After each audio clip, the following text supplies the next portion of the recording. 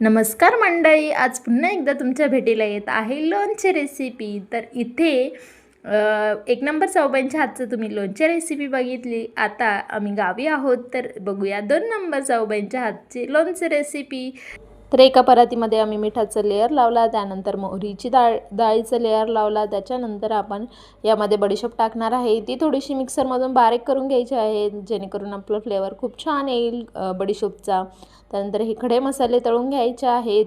इथे आहे काळी मिरी, लवंग, दालचिनी, हे सगळं तळून घ्यायचं आहे. याच्यानंतर लसूण तळायचं आहे. लसूण मस्त सोनेरी होईपर्यंत तळायचं आहे.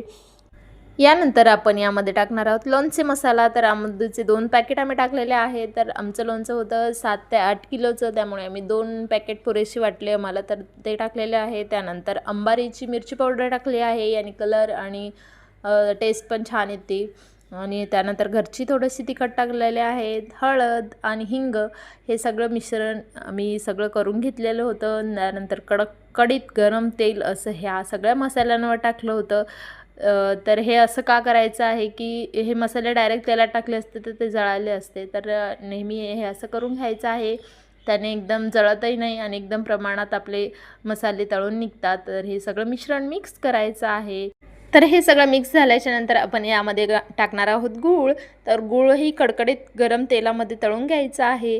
तर तळल्याच्या नंतर आपण या सगळ्या मिश्रणामध्ये आपण तो ओतणार आहे. आणि हे बघा, इतकं सुंदर असा मसाला रेडी झाला होता.